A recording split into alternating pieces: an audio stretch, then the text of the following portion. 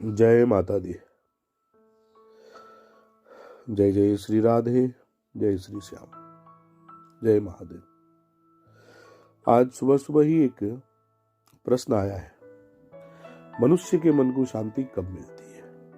तो हमारे एक परम आदरणीय मित्र प्रभु शरणागत भक्त वर्मा जी, और हमें जैसा लगता है कि जब हमारे मन की भावनाएं स्थिर हो जाए, जिसके लिए आध्यात्मिक जगत में बहुत सारे साधन मार्ग तो हैं, परंतु अगर हम आध्यात्मिक साधनों में संकल्पित हो जाते हैं तो अहंकार की उत्पत्ति भी होनी स्वाभाविक हो जाती है, जिसके कारण हम अपने लक्ष्य शांति और मुक्ति को प्राप्त नहीं कर पाते हैं। तो हमारा कहना है कि भागवत शरण ही एकमात्र ऐसा विकल्प है, भगवान के चरणों में जाना ही एकमात्र ऐसा विकल्प है जिससे हम न केवल जीवन में शांति बल्कि अनंत भगवत कृपाओं के पात्र बन जाते हैं। शांति, मुक्ति, भक्ति और परमात्मा की अनन्य कृपाओं की 200% गारंटी भी मिलती है।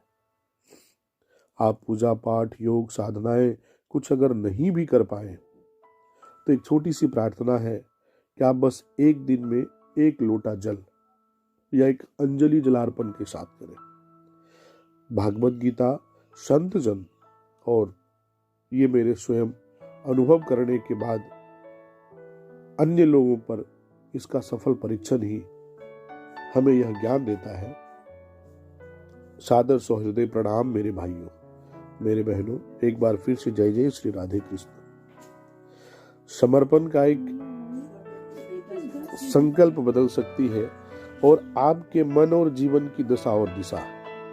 समर्पण का एक संकल्प आपके मन की जीवन और दिशा दोनों को बदल सकती है।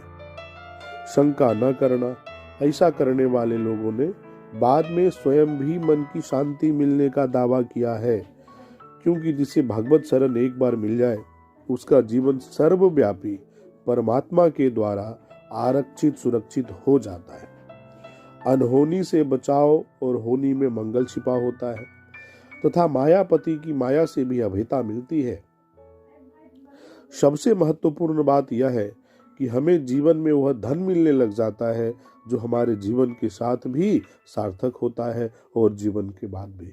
आप लोग LIC कराते हैं, आने LIC वाले आपको समझाते कि जीवन के साथ भी जीवन के बाद भी, तो यह वही धन है जो आपके जीवन में रहते, जीवन के जीते जी मिलता है और जीवन के बाद भी आपको मिलता है। क्योंकि माया का मूल स्वरूप हमारे मन में स्थित भावनाएं हैं और जिन्हें ही हम भवसागर कहते हैं। भगवत कृपाओं से हमें इसमें तैरना भी आ जाता है, जिसके कारण हमारा मन विपरीत विषम परिस्थितियों में भी शांति, प्रेम और आनंदमयी रहना सीख लेता है। हमारे अपनों के जीवन के लिए अति कल्याणकारी और महत्वपूर्ण सद्गुण प्रदायिनी, भवतारिणी, शांति, प्रेम और मोक्ष प्रदायिनी, जिसे स्वयं के साथ बच्चों से भी किसी शुद्ध स्थान अथवा शिवलिंग पर कम से कम एक बार तो एक लोटा या नहीं तो एक अंजलि जल चढ़ाते हुए अवश्य अर्पण करवाएं और कहे, हे जगत पिता, हे जगदीश्वर, यह जीवन मैं आपको सौंपता हूँ। इस जीवन नैया की पतवार अब आप ही संभालिए।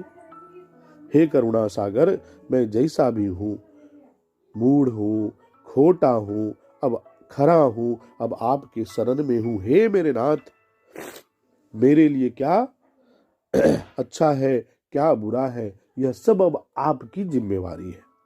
हे जगत पिता, हे जगदीश्वर, यह संसार आपको भिन्न भिन्न नामों से पुकारते हैं।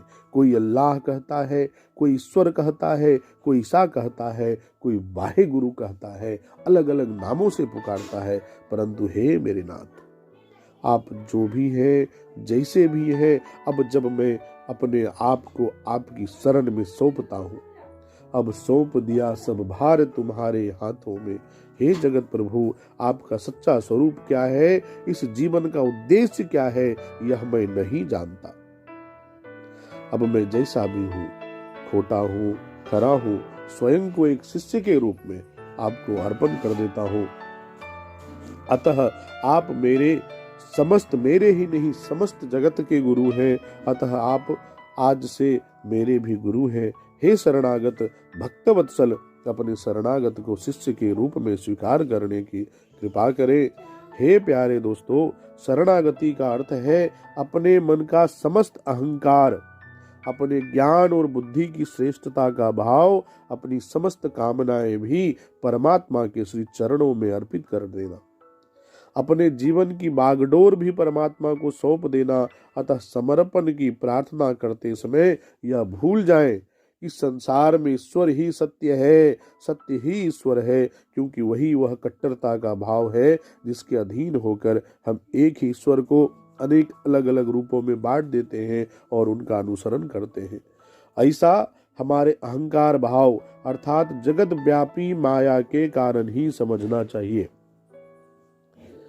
जिसके वशीभूत होकर ही हम ईश्वर को अनंत रूपों में बांट भी देते हैं और नए नए पंथ मतों का निर्माण करते जा रहे हैं। इसलिए कम से कम समर्पण की प्रार्थना करते समय निष्पक्ष भाव से बस यही कहें, आपके एक हृदयगत समर्पण पर मात्र से ही भगवत कृपा से धीरे धीरे आपके जीवन में सत्य और असत्य का बोध हो जाएगा तथा जीवन शांति, मुक्ति, भक्ति, प्रेम और आनंद से भरपूर हो जाएगा। प्रभु जी के रिश्ते अगर अभी निभाते हैं आप, तो पूर्ण श्रद्धा से निभाइए और विश्वास हो तो गुरु का भी निभाइए। यह मेरे अनुभव और भागवत गीता का सार है, क्योंकि प्रभु जी ने ही एक घटना चक्र के माध्यम से मुझे भी निस्वार्थ सेवा भाव का जीवन जीने का संकल्प कराया था। समर्पण की प्रार्थना कम से कम एक बार एक लोटा या एक अंजलि जल अर्पण करते हुए अवश्य करें। ऐसा करने से हमारा परमात्मा के प्रति समर्पण का संकल्प हो जाता है, जो कि हमारे समर्पण में अनिवार्य विशुद्ध भावना के अभाव को पूरा करता है, जो संकल्प के माध्यम से निश्चय ही फलदायिनी सिद्ध होती है।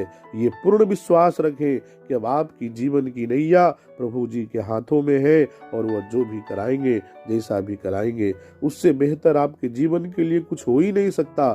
समर्पण में ही परमात्मा के प्रति केवल भाव से स्वयं को अर्पण करना ही होता है। शेष कार्य तो प्रभु जी हमारे स्वयं करा देते हैं। जय जय श्री राधे, जय जय श्री राम, जय हरि जय माता।